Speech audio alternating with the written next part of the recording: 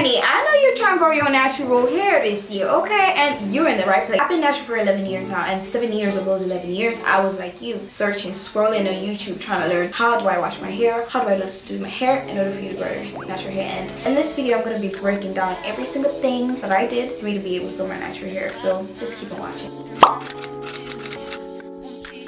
Hey ladies, welcome and welcome back. If you're new, hello, my name is Miss Soleil and this is Queen of the Lad. We're about lifestyle, beauty, natural hair, and personal development for the ladies. And if that's something you're interested in, go down, click the subscribe button so you're part of the family, and then click the notification bell so you're notified every time I upload. So without further ado, let's get straight into it. So before I get into the video, I want to start this video with a disclaimer. I am not a beautician. I am not a professional in any way. I'm just going to be sharing with you my experiences, and I am hoping you'll be inspired by my natural hair journey so that you'll be able to show your natural hair and, you know, get something out of it. So sis, take your pen and paper and take notes, or whatever you're going to be using, take no notes, because I just want you to get this information. So you need to have a great wash day routine, and this happens to be the first thing that I implemented in my natural hair journey. I started hot oil treatments and hot honey treatments. I started to like figure out the things that I needed to change in my natural hair journey, or the things that I wasn't doing before for me to be able to like make a difference in my hair. But like when you have a great wash day routine, it can change your whole hair game. For me, I do not shampoo my hair without doing a pre-poo treatment, so that looks like doing a hot oil treatment. Now I just combine my conditioners with my oil of choice. Would be olive oil, almond oil, or whatever oil really I have on hand. Even coconut oil. I use coconut hair. Whatever oil is around the house, that's what I will use. And then after that, I go in with my shampoo, and then I will make sure I dip condition every single time. Somebody might say, sis, I have got a wash day routine. I have been watching wash day routines on YouTube for years and years and years, but my hair just ain't budging. Sis, probably not moisturizing correctly. I know a lot of people keep asking me, why is your hair so soft and mine is so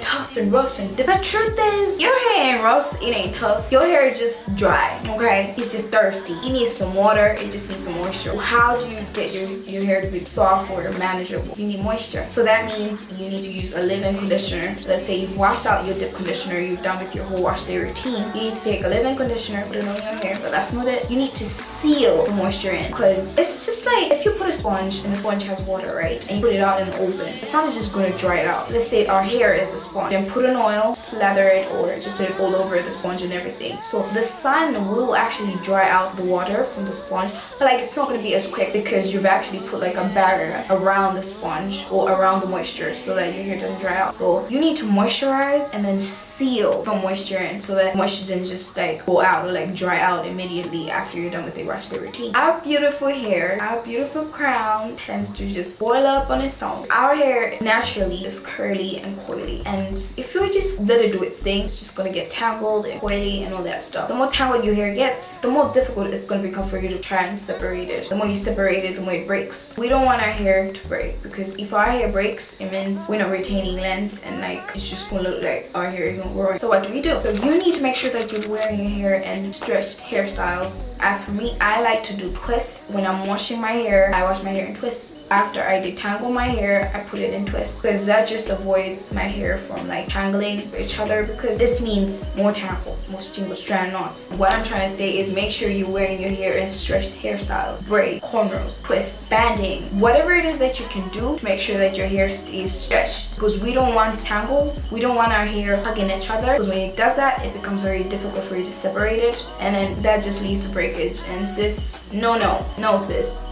we ain't gonna do that. Done all the hard work.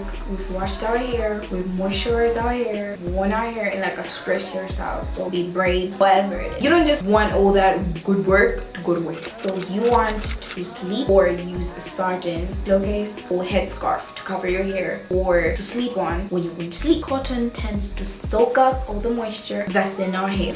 Drink up all the moisture that you have in your hair, and then so now you're waking up in the morning and now you have a dry hair again. Invest in a satin pillowcase or silk pillowcase. I actually do not own a satin pillowcase or a silk pillowcase. So I take my silk or satin scarf and I just tie it around my pillow. So you're gonna just do that, and then voila, you've got like brand new pillowcase. You don't need to comb your hair every single day, sis. I personally think a lot of people aren't seeing growth in their hair because they're overusing combs. With curly hair, you have to be very, very careful when you use a comb. But I don't actually think combs are the devil. I know, after I literally said that combs are not designed for black hair, when combs are used correctly and when you actually know how to comb your hair safely to avoid breakage, they can actually be a really good tool to use. But I would say this, just find hairstyles that do not require you to use combs. Before you take that comb and comb your hair, sis, think of like ways you could actually style your hair without actually using combs. And if you do have to use a comb when you're styling it, do not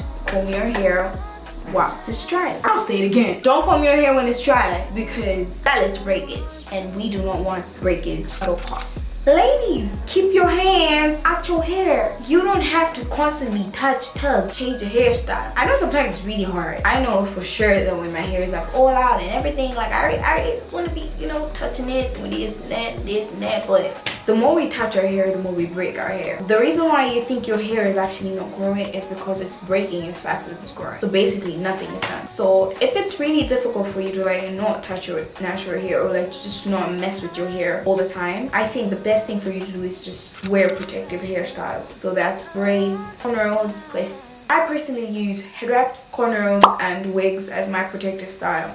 Just to let my hair be, I'll just like wash my hair, put it in twists, and just wear a head wrap, silk or satin head wrap. Or I'll get my hair cornrowed and I'll just wear wigs. I just love doing that. For me, it's simple. And I think the rule of thumb for protective styling, in my case, is just make sure that the protective style is not very tight on your head where you're feeling pain, and also you just have to make sure that you have access to the scalp, because I think that is very important. You still want to be able to wash your scalp or wash your hair even when it's in protective style. You still want to be able to moisturize your natural hair and seal the moisture even when it's in protective style. I think that's another issue. Like, people be protective styling, but when they take out their hair, it's like,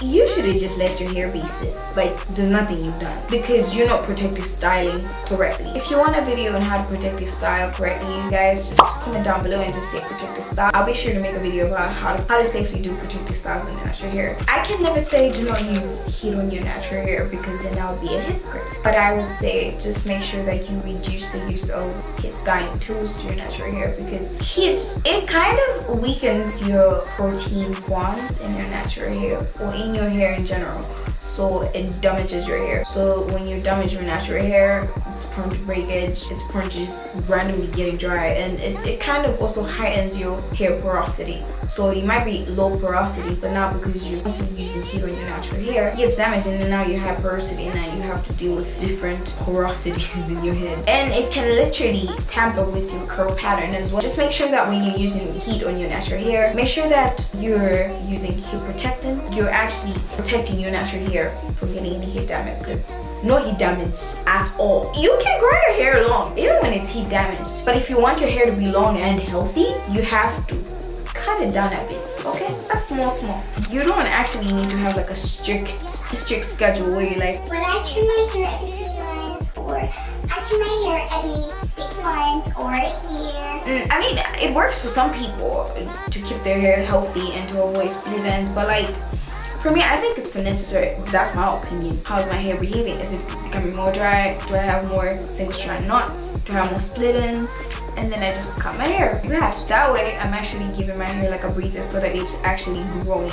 So I'm not just trimming my hair for the sake of trimming, or because I'm like on this strict schedule where it's like, oh, trim your hair after every 6 months or trim your hair after every single year. I mean, heck, if my hair is still healthy and fine, my ends are like looking good after a year, I'm not gonna trim it. I know it sounds bad, but like, no, if your hair is healthy, it's full, sis, you're good. You're trying to grow your hair as well, eh? That's it for this video, ladies. And if you have any questions or any comments on anything I say, just go down in the comment section below and just comment away. Be sure to leave a like on this video so it gets recommended to other viewers like you who are also trying to grow their natural hair this year. You might want to watch this video if you want to know how I actually wash and condition my hair. Like, if you want to know my wash day routine video. And love you and stay blessed.